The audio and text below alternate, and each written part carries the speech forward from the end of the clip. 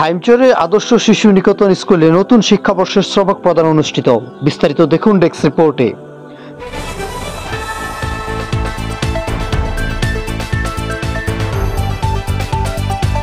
চাঁদপুরের হাইমচর উপজেলার আদর্শ শিশু নিকেতন স্কুলে নতুন শিক্ষাবর্ষের শ্রবক প্রদান উপলক্ষে মিলাদ ও দোয়া অনুষ্ঠিত হয়েছে।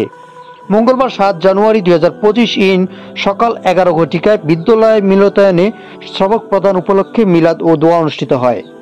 এতে প্রধান অতিথি হিসেবে শিক্ষার্থীদেরকে শ্রবক প্রদান করেন এবং দোয়া ও মোনাজাত পরিচালনা করেন চাঁদপুর ইসলামপুর গাছতলা দরবার শরীফ পীর সাহেব আলহাজ হজরত মাওলানা খাজা আহমেদ ওয়ালিউল্লাহ। এ সময় বিদ্যালয়ের প্রতিষ্ঠাতা পরিচালক মোহাম্মদ মাজহারুল ইসলাম শফিক পাটোয়ারির সভাপতিত্বে ও প্রধান শিক্ষক আব্দুল লতিফ মাস্টারের পরিচালনায় বিশেষ অতিথি হিসেবে বক্তব্য রাখেন উপজেলা স্বাস্থ্য কমপ্লেক্স জামে মসজিদের খতিব হজরত মাওলানা জুলফিকার হাসান মুরাদ।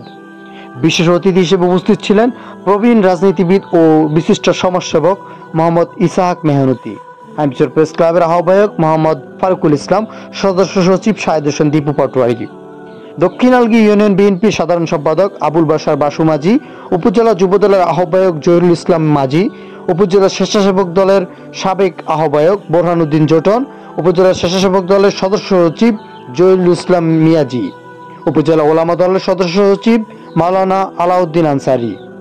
এ সময় উপস্থিত ছিলেন বিদ্যালয়ের শিক্ষক, শিক্ষার্থী এবং অভিভাবকবৃন্দ। অনুষ্ঠানের প্রথমেই কোরআন থেকে তেলাওয়াত করেন বিদ্যালয়ের ধর্মীয় শিক্ষক হজরত মাওলানা নজরুল ইসলাম এবং নাতে রাসূল পরিবেশন করেন হজরত মাওলানা খলিলুর রহমান।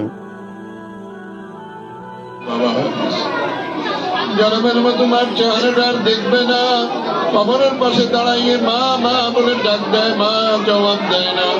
ওই মা বাবা কি অবস্থায় কবরে আছে জানি না।